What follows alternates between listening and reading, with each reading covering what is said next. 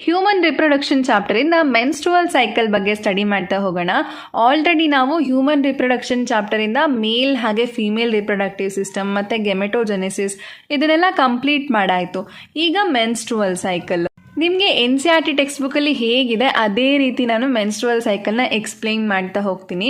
ನೀವೇನು ಮಾಡಬೇಕು ಅಂದರೆ ನಾನು ಹೇಳೋದನ್ನೆಲ್ಲ ಒಂದು ಬುಕ್ ಮತ್ತು ಪೆನ್ ತೊಗೊಂಡು ನೋಟ್ ಮಾಡ್ಕೊತಾ ಹೋಗಿ.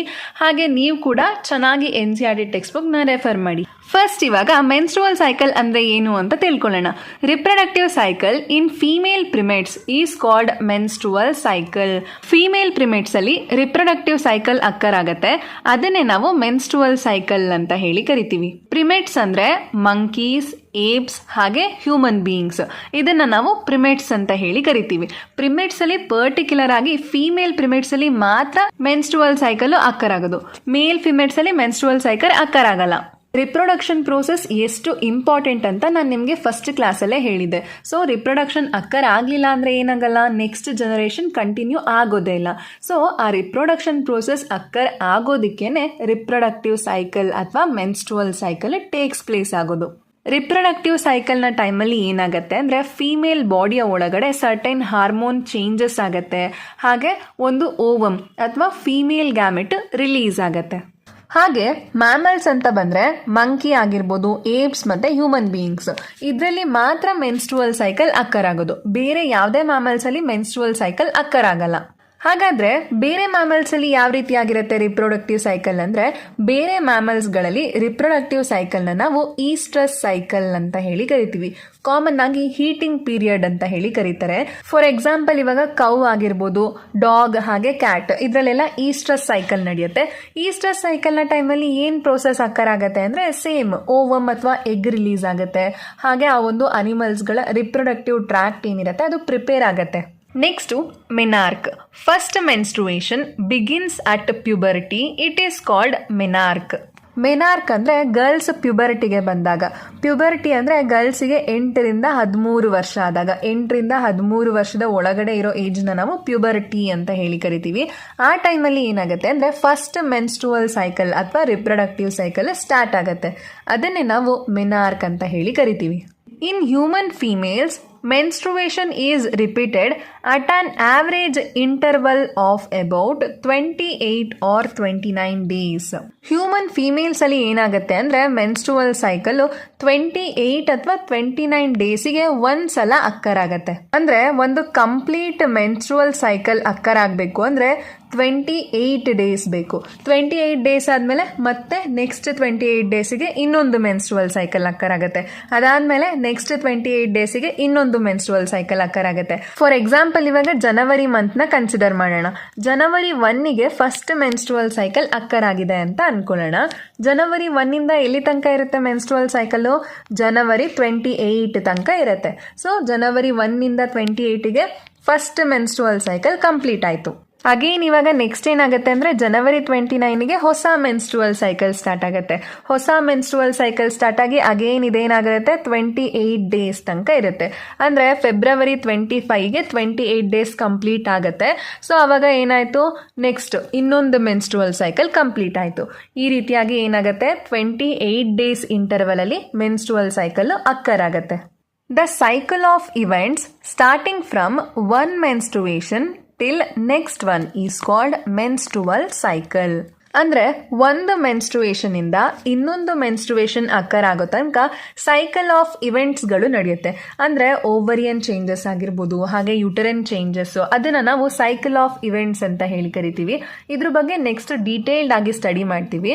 ಸೊ ಒಂದು ಮೆನ್ಸ್ಟ್ರುಯೇಷನ್ ಇಂದ ಇನ್ನೊಂದು ಮೆನ್ಸ್ಟ್ರುಯೇಷನ್ನ ಒಳಗಡೆ ಏನು ಸೈಕಲ್ ಆಫ್ ಇವೆಂಟ್ಸ್ಗಳು ನಡೆಯುತ್ತೆ ಅಂದರೆ ಯುಟರಿನ್ ಚೇಂಜಸ್ ಆಗಿರ್ಬೋದು, ಓವರಿಯನ್ ಚೇಂಜಸ್, ಅದನ್ನೇ ನಾವು ಮೆನ್ಸ್ಟ್ರುವಲ್ ಸೈಕಲ್ ಅಂತ ಹೇಳಿ ಕರಿತೀವಿ. Next ovulation. During the middle of each menstrual cycle one ovum is released called ovulation.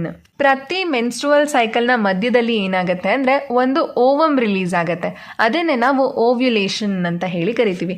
For example ಇವಾಗ ಜನವರಿ 1ಗೆ ಮೆನ್ಸ್ಟ್ರುವಲ್ ಸೈಕಲ್ ಸ್ಟಾರ್ಟ್ ಆಯಿತು ಅಂತ ಅಂದ್ಕೊಳ್ಳೋಣ.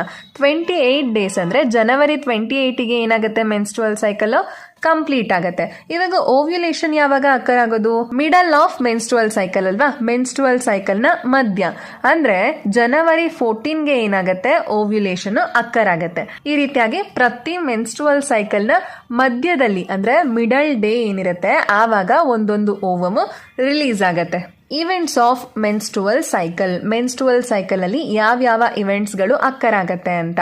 ಇವೆಂಟ್ಸ್ ಗಳನ್ನ 4 ಫೇಸಸ್ ಆಗಿ ಡಿವೈಡ್ ಮಾಡಿದರೆ menstrual phase, follicular phase or proliferative phase, ಹಾಗೆ ovulatory phase, next luteal phase or secretory face.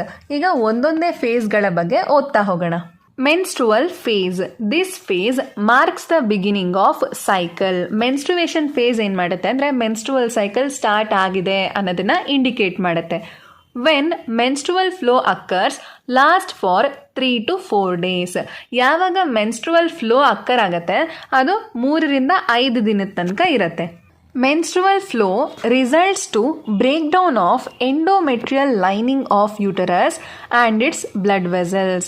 Menstrual flow ಯಾವಾಗ ಅಕ್ಕರ್ ಆಗತ್ತೆ ಅಂದರೆ ಎಂಡೋಮೆಟ್ರಿಯಲ್ ಲೈನಿಂಗ್, ಯುಟರಸ್ನ ಒಳಗಡೆ ಇರೋ ಎಂಡೋಮೆಟ್ರಿಯಲ್ ಲೈನಿಂಗ್ ಹಾಗೆ ಅದರ ಒಂದು ಬ್ಲಡ್ ವೆಸಲ್ಸ್ಗಳು ಬ್ರೇಕ್ ಆದಾಗ ಮೆನ್ಸ್ಟ್ರುವಲ್ ಫ್ಲೋ ಅಕ್ಕರ್ ಆಗತ್ತೆ. Which forms liquid that comes out through vagina. Endometrial lining ಇರುತ್ತೆ ಅಲ್ವಾ, ಅದೇನೆ ಲಿಕ್ವಿಡ್ನ ಫಾರ್ಮಲ್ಲಿ ವೆಜಿನಾ ಮುಖಾಂತರ ಏನಾಗುತ್ತೆ ಅಂದರೆ ಆಚೆ ಬರುತ್ತೆ. ಈಗ ಫಸ್ಟ್ ನೀವು ಮೆನ್ಸ್ಟ್ರುವೇಷನ್ ಅಂದರೆ ಏನು ಅಂತ ಕ್ಲಿಯರ್ ಮಾಡ್ಕೊಬಿಡಿ. ಈ ಪಿಕ್ಚರಲ್ಲಿ ಈಗ ನೀವು ಯೂಟರಸ್ದು ವಾಲ್ ಲೇಯರ್ಸ್ನ ಅಬ್ಸರ್ವ್ ಮಾಡ್ಬೋದು.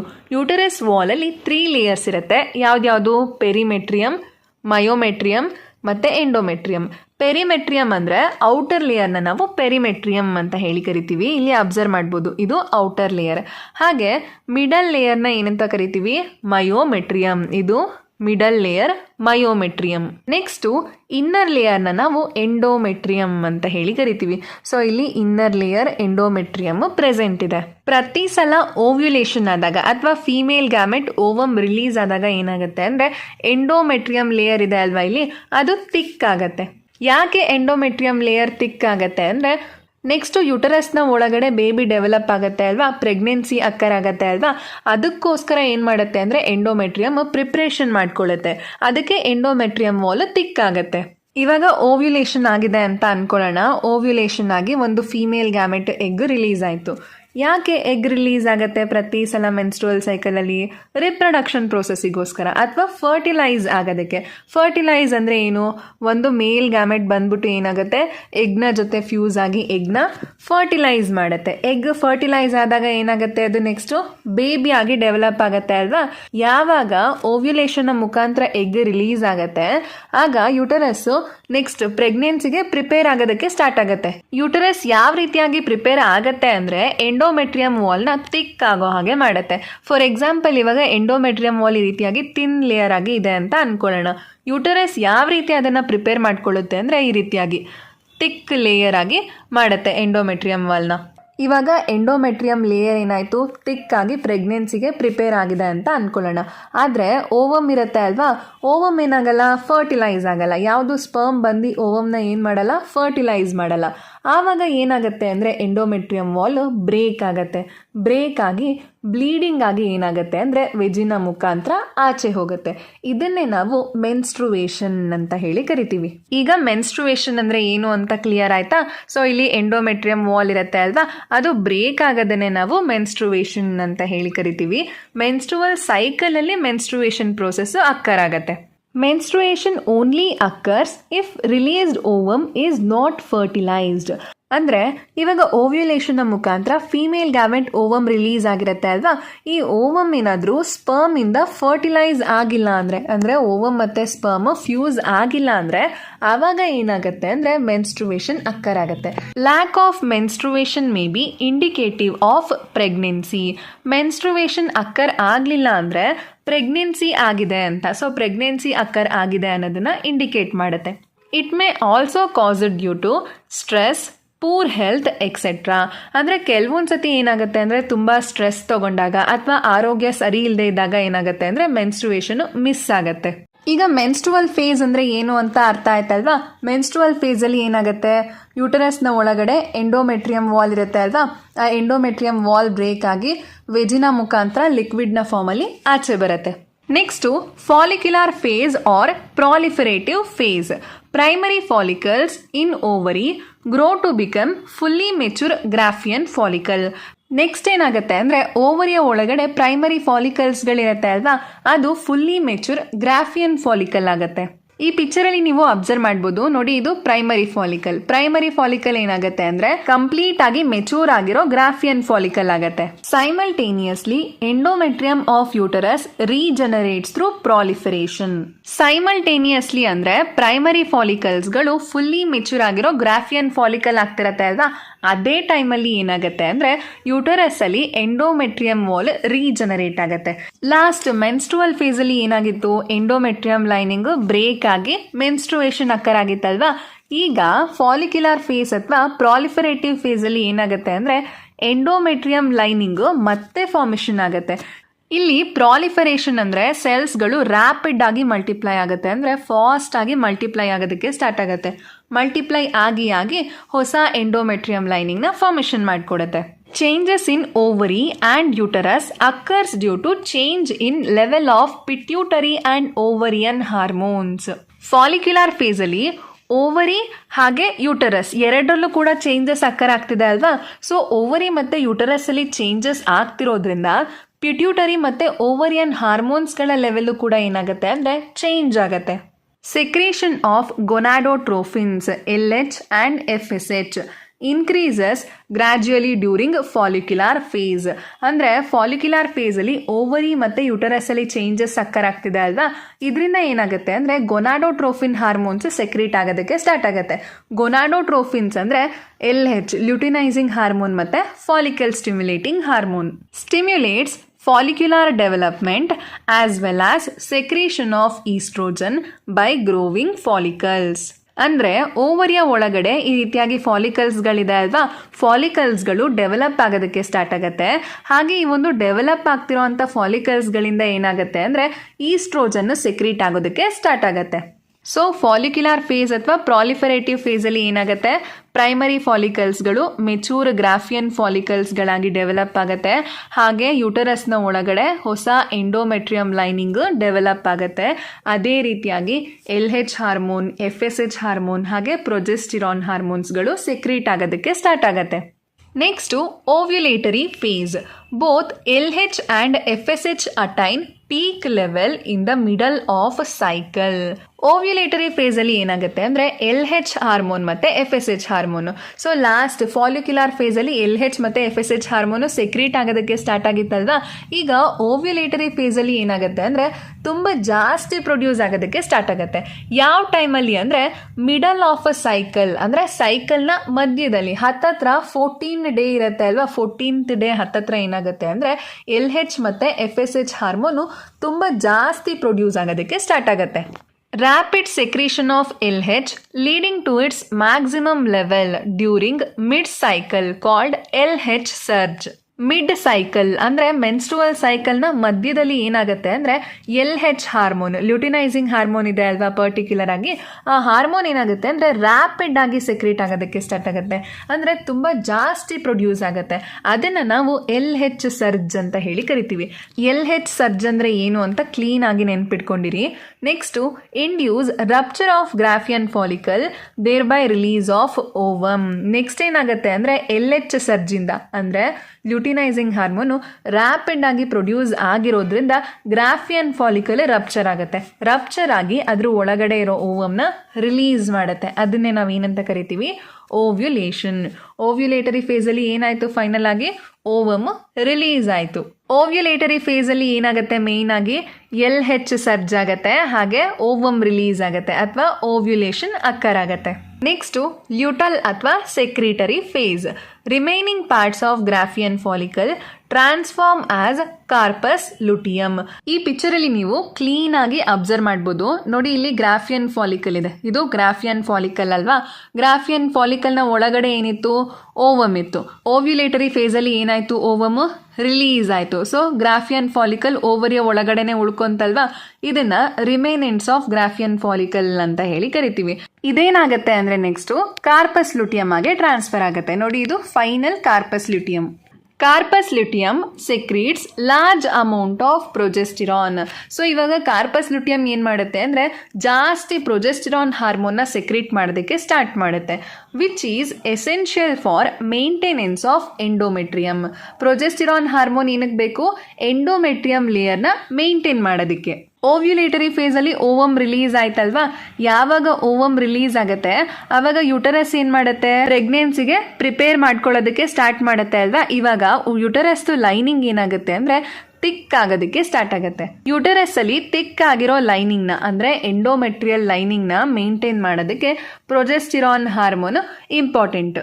Endometrium is necessary for implantation of fertilized ovum and other events of pregnancy. Endometrium layer ಏನಕ್ಕೆ ಬೇಕು, ಫರ್ಟಿಲೈಸ್ ಆಗಿರೋ ಓವಮ್ ಬಂದು ಎಂಡೋಮೆಟ್ರಿಯಮಿಗೆ ಅಟ್ಯಾಚ್ ಆಗುತ್ತೆ. ಅದಕ್ಕೆ ಏನಾಗುತ್ತೆ ಅಂದರೆ ಎಂಡೋಮೆಟ್ರಿಯಂ ಲೇಯರು ಪ್ರೆಗ್ನೆನ್ಸಿಗೆ ಪ್ರಿಪೇರ್ ಆಗುತ್ತೆ. During pregnancy, all events of menstrual cycle stop. There is no menstruation. Pregnancy ಏನಾದರೂ ಅಕ್ಕರ್ ಆದರೆ ಮೆನ್ಸ್ಟ್ರುವಲ್ ಸೈಕಲ್ ಸ್ಟಾಪ್ ಆಗುತ್ತೆ. ನೆಕ್ಸ್ಟ್ ಮೆನ್ಸ್ಟ್ರುವಲ್ ಸೈಕಲ್ ಅಕ್ಕರ್ ಆಗಲ್ಲ. ಈ ಪಿಕ್ಚರಲ್ಲಿ ನೀವು ಕಂಪ್ಲೀಟ್ ಮೆನ್ಸ್ಟ್ರುವಲ್ ಸೈಕಲ್ನ ಅಬ್ಸರ್ವ್ ಮಾಡ್ಬೋದು. ಫಸ್ಟ್ ಏನಾಗುತ್ತೆ, ಮೆನ್ಸ್ಟ್ರುವಲ್ ಫೇಸ್ ಅಕ್ಕರ್ ಆಗುತ್ತೆ ಅಲ್ವಾ. ಸೊ ಮೆನ್ಸ್ಟ್ರುವಲ್ ಫೇಸ್ ಇಲ್ಲಿ ಏನಾಗುತ್ತೆ, ಎಂಡೋಮೆಟ್ರಿಯಲ್ ಲೈನಿಂಗು ಬ್ರೇಕ್ ಆಗಿ ಡಿಜನರೇಟ್ ಆಗುತ್ತೆ. ಸೊ ಅದನ್ನು ಇಲ್ಲಿ ಅಬ್ಸರ್ವ್ ಮಾಡ್ಬೋದು. ನೋಡಿ, ಇಲ್ಲಿ ಎಂಡೋಮೆಟ್ರಿಯಲ್ ಲೈನಿಂಗು ಬ್ರೇಕ್ ಆಗಿ ಬ್ಲೀಡ್ ಆಗ್ತಾ ಇದೆ. ನೆಕ್ಸ್ಟು ಫಾಲಿಕ್ಯುಲರ್ ಫೇಸ್ ಅಥವಾ ಪ್ರಾಲಿಫರೇಟಿವ್ ಫೇಸ್. ಇಲ್ಲಿ ಏನಾಗುತ್ತೆ, ಪ್ರೈಮರಿ ಫಾಲಿಕಲ್ ಡೆವಲಪ್ ಆಗಿ ಮೆಚೂರ್ ಫಾಲಿಕಲ್ ಅಥವಾ ಗ್ರಾಫಿಯನ್ ಫಾಲಿಕಲ್ ಆಗುತ್ತೆ ಅಲ್ವಾ. ಹಾಗೆ ನೀವು ಇಲ್ಲಿ ಅಬ್ಸರ್ವ್ ಮಾಡ್ಬೋದು. ನೋಡಿ, LH ಹಾಗೆ FSH ಹಾರ್ಮೋನ್ ಎರಡು ಕೂಡ ರಿಲೀಸ್ ಆಗೋದಕ್ಕೆ ಸ್ಟಾರ್ಟ್ ಆಗುತ್ತೆ. ನೆಕ್ಸ್ಟ್ ಫಾಲಿಕ್ಯುಲರ್ ಫೇಸ್ ಆದಮೇಲೆ ಯಾವ್ದು ಬರುತ್ತೆ, ಓವ್ಯುಲೇಟರಿ ಫೇಸ್. ಓವ್ಯುಲೇಟರಿ ಫೇಸಲ್ಲಿ ಏನಾಗುತ್ತೆ, LH ಹಾರ್ಮೋನು ರೈಸ್ ಆಗುತ್ತೆ, ರ್ಯಾಪಿಡ್ ಆಗಿ LH ಹಾರ್ಮೋನ್ ಸೆಕ್ರೇಷನ್ ಇನ್ಕ್ರೀಸ್ ಆಗುತ್ತೆ. ಆಗ ಏನಾಗುತ್ತೆ, ಗ್ರಾಫಿಯನ್ ಫಾಲಿಕಲ್ ರಪ್ಚರ್ ಆಗಿ ಓವಮ್ ಅಥವಾ ಎಗ್ನ ರಿಲೀಸ್ ಮಾಡುತ್ತೆ. ಅದನ್ನು ನಾವೇನಂತ ಕರಿತೀವಿ, ಓವ್ಯುಲೇಷನ್. ಗ್ರಾಫಿಯನ್ ಫಾಲಿಕಲ್ ರಿಮೇನೆಂಟ್ಸ್ ಇಂದ ಏನಾಗುತ್ತೆ, ಕಾರ್ಪಸ್ ಲುಟಿಯಂ ಫಾರ್ಮೇಷನ್ ಆಗುತ್ತೆ ಅಲ್ವಾ. ಕಾರ್ಪಸ್ ಲುಟಿಯಂ ಪ್ರೊಜೆಸ್ಟಿರಾನ್ ಹಾರ್ಮೋನ್ನ ಪ್ರೊಡ್ಯೂಸ್ ಮಾಡೋದಕ್ಕೆ ಸ್ಟಾರ್ಟ್ ಮಾಡುತ್ತೆ. ನೋಡಿ, ಇಲ್ಲಿ ಎಂಡೋಮೆಟ್ರಿಯಂ ಲೈನಿಂಗು ಥಿಕ್ ಆಗ್ತಾ ಇದೆ. ಇಲ್ಲಿ ಅಬ್ಸರ್ವ್ ಮಾಡ್ಬೋದು ನೀವು, ಥಿನ್ ಆಗಿದೆ, ಇಲ್ಲಿ ಥಿಕ್ ಆಗ್ತಾ ಇದೆ. ಯಾಕೆ ಥಿಕ್ ಆಯಿತು, ಓವಮ್ ರಿಲೀಸ್ ಆಯ್ತಲ್ವಾ, ಓವ್ಯುಲೇಷನ್ ಆಯ್ತಲ್ವಾ. ಈಗ ಏನಾಗುತ್ತೆ, ಎಂಡೋಮೆಟ್ರಿಯಂ ವಾಲು ಪ್ರೆಗ್ನೆನ್ಸಿಗೆ ಪ್ರಿಪೇರ್ ಆಗೋದಕ್ಕೆ ಸ್ಟಾರ್ಟ್ ಆಗುತ್ತೆ. ಅದಕ್ಕೆ ಎಂಡೋಮೆಟ್ರಿಯಂ ವಾಲು ಥಿಕ್ ಆಯಿತು. ಇಲ್ಲಿ ಓವಮ್ ಫರ್ಟಿಲೈಸ್ ಆಗಿಲ್ಲ, ಸ್ಪರ್ಮ್ ಬಂದು ಇಲ್ಲಿ ಓವಮ್ನ ಫರ್ಟಿಲೈಸ್ ಮಾಡಿಲ್ಲ. ಅದಕ್ಕೆ ಏನಾಗುತ್ತೆ, ನೆಕ್ಸ್ಟ್ ಕಾರ್ಪಸ್ ಲುಟಿಯಮ್ ಡಿಜನರೇಟ್ ಆಗುತ್ತೆ. ಯಾವಾಗ ಕಾರ್ಪಸ್ ಲುಟಿಯಮ್ ಡಿಜನರೇಟ್ ಆಗುತ್ತೆ ಆವಾಗ ಅಗೈನ್ ಸೈಕಲ್ ರಿಪೀಟ್ ಆಗುತ್ತೆ. ಅಗೈನ್ ಏನಾಗುತ್ತೆ, ಎಂಡೋಮೆಟ್ರಿಯಂ ವಾಲ್ ಬ್ರೇಕ್ ಆಗಿ ಬ್ಲೀಡ್ ಆಗುತ್ತೆ. In the absence of fertilisation corpus luteum degenerates. ಅಂದರೆ ಎಗ್ ಫರ್ಟಿಲೈಸ್ ಆಗಲಿಲ್ಲ ಅಂದರೆ ಆವಾಗ ಏನಾಗುತ್ತೆ, ಕಾರ್ಪಸ್ ಲುಟಿಯಮ್ ಡಿಜನರೇಟ್ ಆಗುತ್ತೆ, ಅಂದರೆ ಡೆಸ್ಟ್ರಾಯ್ ಆಗುತ್ತೆ. This causes disintegration of endometrium leading to menstruation. Corpus luteum ಏನು ಮಾಡ್ತಿತ್ತು, ಪ್ರೊಜೆಸ್ಟಿರಾನ್ ಹಾರ್ಮೋನ್ನ ಸೆಕ್ರೇಟ್ ಮಾಡ್ತಿತ್ತು. ಪ್ರೊಜೆಸ್ಟಿರಾನ್ ಹಾರ್ಮೋನು ಎಂಡೋಮೆಟ್ರಿಯಂ ಲೇಯರ್ನ ಮೇಂಟೈನ್ ಮಾಡ್ತಿತ್ತಲ್ವಾ. ಇವಾಗ ಕಾರ್ಪಸ್ ಲುಟಿಯಂ ಡಿಜನರೇಟ್ ಆದಮೇಲೆ ಪ್ರೊಜೆಸ್ಟಿರಾನ್ ಹಾರ್ಮೋನ್ ಕೂಡ ಸೆಕ್ರೇಟ್ ಆಗ್ತಿಲ್ಲ. ಆಗ ಏನಾಗುತ್ತೆ ಅಂದರೆ ಎಂಡೋಮೆಟ್ರಿಯಂ ವಾಲು ಬ್ರೇಕ್ ಡೌನ್ ಆಗುತ್ತೆ. ಬ್ರೇಕ್ ಡೌನ್ ಆಗಿ ಮೆನ್ಸ್ಟ್ರುವೇಷನ್ನ ಕಾಸ್ ಮಾಡುತ್ತೆ. ಅಗೇನ್ ಏನಾಗುತ್ತೆ ಅಂದರೆ ನೆಕ್ಸ್ಟು ಹೊಸ ಮೆನ್ಸ್ಟ್ರುವಲ್ ಸೈಕಲ್ ಸ್ಟಾರ್ಟ್ ಆಗುತ್ತೆ. Next menopause. In human beings menstrual cycle ceases around 50 years of age. That is termed as menopause. Human ಬೀಯಿಂಗ್ಸಲ್ಲಿ ಏನಾಗುತ್ತೆ ಅಂದರೆ 50 years ಅಂದರೆ 50 ವರ್ಷ ಆದಾಗ ಮೆನ್ಸ್ಟ್ರುವಲ್ ಸೈಕಲ್ ಸ್ಟಾಪ್ ಆಗುತ್ತೆ. ಅದನ್ನು ನಾವು ಮೆನೋಪಾಸ್ ಅಂತ ಹೇಳಿ ಕರಿತೀವಿ. ಮೆನ್ಸ್ಟ್ರುವಲ್ ಸೈಕಲ್ ಸ್ಟಾರ್ಟ್ ಆದರೆ ಅದನ್ನು ಮೆನಾರ್ಕ್ ಅಂತ ಹೇಳಿ ಕರಿತೀವಿ. ಮೆನ್ಸ್ಟ್ರುವಲ್ ಸೈಕಲ್ ಸ್ಟಾಪ್ ಆದರೆ ಅದನ್ನು ಮೆನೋಪಾಸ್ ಅಂತ ಹೇಳಿ ಕರಿತೀವಿ. ಎಲ್ಲಿ ತನಕ ಮೆನ್ಸ್ಟ್ರುವಲ್ ಸೈಕಲ್ ಅಕ್ಕರ್ ಆಗ್ತಿರತ್ತೆ ಅಲ್ಲಿ ತನಕ ಫೀಮೇಲ್ಸ್ ರಿಪ್ರೊಡಕ್ಷನ್ ಮಾಡ್ಬೋದು. ಯಾವಾಗ ಮೆನೋಪಾಸ್ ಅಕ್ಕರ್ ಆಗುತ್ತೆ ಅಥವಾ ಮೆನ್ಸ್ಟ್ರುವಲ್ ಸೈಕಲ್ ಸ್ಟಾಪ್ ಆಗುತ್ತೆ ಆಗ ರಿಪ್ರೊಡಕ್ಷನ್ ಪ್ರೋಸೆಸ್ ಕೂಡ ಸ್ಟಾಪ್ ಆಗುತ್ತೆ. ಏನಕ್ಕೆ ಅಂದರೆ ಫೀಮೇಲ್ ಗ್ಯಾಮೆಟು ಪ್ರೊಡ್ಯೂಸ್ ಆಗೋದು ಸ್ಟಾಪ್ ಆಗಿರುತ್ತೆ ಅಲ್ವಾ, ಅದರಿಂದ ರಿಪ್ರೊಡಕ್ಷನ್ ಕೂಡ ಸ್ಟಾಪ್ ಆಗುತ್ತೆ.